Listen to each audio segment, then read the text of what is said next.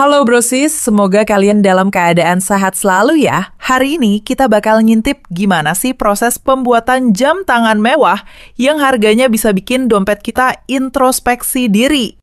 Atau pernah penasaran nggak kenapa jam tangan Rolex dan Omega bisa berharga sampai miliaran rupiah? Di video ini, kita bakal bahas rahasia di balik desain, bahan, dan teknologi yang bikin Rolex dan Omega jadi simbol kemewahan sejati. Jadi siap-siap ya, ini bukan sekedar jam, ini karya seni yang bisa nunjukin waktu. Pertama-tama, mari kita mulai dari pabriknya dulu. Rolex dan Omega, dua raksasa Swiss ini nggak main-main soal kualitas. Begitu masuk pabrik, suasananya lebih mirip lab science daripada tempat kerja biasa. Semuanya serba bersih, presisi, dan tiap komponen dijaga seolah itu berlian. Ya kadang emang ada berlian juga sih. Setiap bagian jam, dari gear kecil sampai jarum detik, dibuat dengan presisi mikrometer. Kalau ada yang meleset sedikit aja, ya udah langsung dadah dari proses produksi. Rolex dan Omega tuh perfeksionis banget. Mereka nggak kenal kata, nggak apa-apa dikit miring. Itu dosa besar di dunia horologi. Selanjutnya, bahan. Kedua brand ini punya laboratorium metalurgi sendiri. Rolex bahkan bikin emas 18 karatnya sendiri. Yap, bukan beli dari toko bahan bangunan ya. Omega juga nggak mau kalah. Mereka punya teknologi logam eksklusif seperti Sedna Gold, campuran emas, tembaga, dan palladium, biar warnanya awet dan nggak gampang pudar.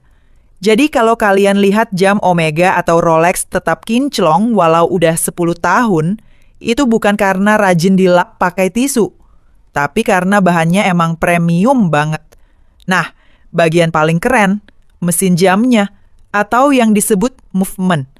Inilah jantungnya jam tangan mewah. Setiap Rolex dan Omega punya ratusan komponen kecil yang dirakit manual oleh para horologist, alias ahli pembuat jam tangan. Dan ini serius ya, nggak semua orang bisa masuk tim itu. Butuh pelatihan bertahun-tahun buat bisa pasang sekrup sekecil debu tanpa, jatuh ke karpet, mana nih? Setiap movement diuji ribuan kali, termasuk uji gravitasi, getaran, suhu ekstrim, bahkan medan magnet. Omega punya seri master chronometer yang bisa tahan medan magnet setara MRI rumah sakit. Keren kan? Jadi kalau kalian kena magnet kulkas, jamnya nggak bakal error. Setelah dirakit, jamnya nggak langsung dijual guys. Masih ada tahap uji kualitas yang super ketat. Setiap jam diuji ketepatan waktu sampai detik terakhir. Rolex bahkan punya standar sendiri di atas sertifikasi Swiss biasa. Mereka nyebutnya Superlative Chronometer Certification. Kedengarannya kayak jurus pamungkas di anime ya. Tapi artinya jamnya harus akurat maksimal dengan deviasi cuma beberapa detik per hari. Bayangin, manusia aja kadang bisa telat sejam. Tapi jam Rolex nggak boleh meleset 2 detik. Oke, sekarang bagian yang paling kelihatan, desain dan dialnya. Rolex dan Omega punya filosofi berbeda. Rolex itu klasik dan elegan, kayak gaya bos yang diam tapi tajam. Sementara Omega lebih modern dan sporty, apalagi dengan seri Speedmaster yang pernah dipakai di bulan. Proses bikin dialnya gila detail. Setiap angka, garis, dan logo dipasang manual. Kalau kalian lihat tulisan Rolex kecil banget di pinggir kaca, itu bukan stiker, tapi diukir pakai laser. Jadi jangan coba-coba dikerit ya. Setelah semua bagian siap, jam dirakit, diperiksa, diuji air, lalu dipoles. Tahap ini kayak make up final sebelum pemotretan. Setelah itu, jam dikemas dengan super hati-hati. Lengkap dengan sertifikat dan kotak mewah yang lebih tebal dari dompet kita.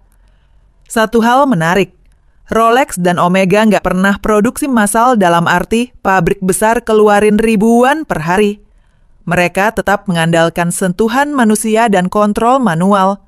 Makanya, Tiap jam terasa unik dan punya karakter sendiri. Nah, inilah kenapa harga jam mereka bisa miliaran. Bukan cuma karena brandnya, tapi karena proses, presisi, dan nilai sejarah di baliknya. Bagi para kolektor, jam tangan ini bukan sekadar alat penunjuk waktu, tapi simbol status, karya seni, bahkan investasi. Kata orang, waktu itu uang. Tapi buat pemilik Rolex dan Omega, waktu itu lebih mahal dari uang. Jadi guys, kalau nanti kalian lihat jam tangan mewah di etalase dan heran kenapa bisa semahal itu, ingatlah, di balik tiap detik yang berdetak, ada kerja keras, ketelitian, dan sejarah panjang dari Swiss yang enggak main-main soal waktu. Dan kalau belum mampu beli, nggak apa-apa. Yang penting jam di HP tetap akurat dan alarmnya bunyi pas bangun kerja. Terima kasih udah nonton. Jangan lupa like, share, dan subscribe. Biar waktu kita makin berharga, walau belum pakai Rolex.